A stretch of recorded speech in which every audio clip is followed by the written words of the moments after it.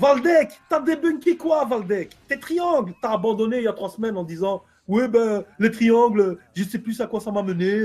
Nenki, Valdec, Marie, Hassan, ils n'existent pas parce qu'ils nous apprennent des choses. Ils existent parce que les globistes se foutent de leur gueule. Et ils en ont bien raison.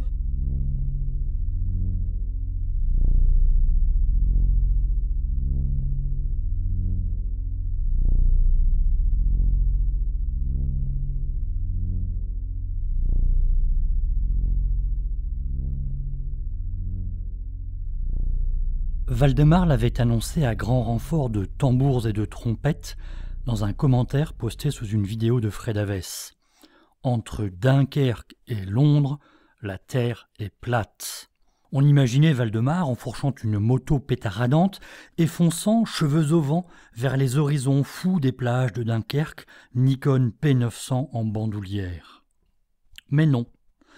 Incapable de s'aventurer ailleurs que sur YouTube, Valdemar a trouvé une vidéo russe d'un illustre anonyme observant Londres depuis les plages de la Belgique. Et là, patatras, Valdemar a tout faux, car la vidéo a été tournée...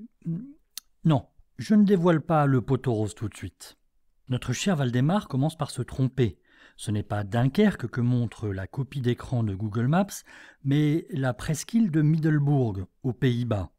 Si Valdemar connaissait un peu mieux la géographie des côtes du Nord, il saurait qu'entre Dunkerque et Londres, il y a les fameuses falaises de Douvres qui barrent la vue. De Dunkerque, on ne peut pas voir Londres. Mais bon, passons. Or, ce qui est intéressant dans cette vidéo russe, c'est que toute la première partie a été tournée loin de Dunkerque. Très, très, très loin. Voyons voir. À 2 minutes et 18 secondes, le Nikon P900 zoome sur un magnifique Airbus A320 de la compagnie Delta Airlines. Or, aucun A320 d'une compagnie américaine ne vient faire un tour au-dessus de l'Europe.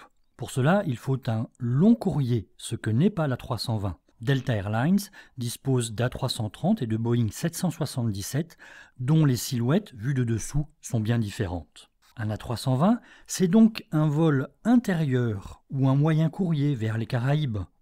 Nous sommes donc nécessairement quelque part en Amérique du Nord. À 3 minutes et 40 secondes, lorsque le Nikon P900 dézoome de ce bâtiment bleu, on entreaperçoit un magnifique bus scolaire jaune, typique de l'Amérique du Nord, USA ou Canada, certainement pas des Pays-Bas.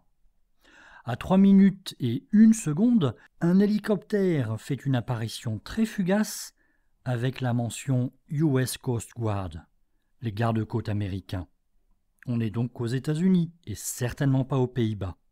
Et enfin, à 3 minutes 44 secondes, le bateau bleu au milieu de l'image, le Fuoktan May 4, est un bateau de pêche battant pavillon américain et dont le port d'attache est Key West, en Floride. Ainsi donc, notre mystérieux observateur russe aurait tourné la première partie de sa vidéo en Floride et la seconde aux Pays-Bas sans en avertir les youtubeurs qui le regardent. Mais le titre de la vidéo, une fois traduit, révèle bien le mensonge. Nous prenons de bonnes optiques et regardons Londres.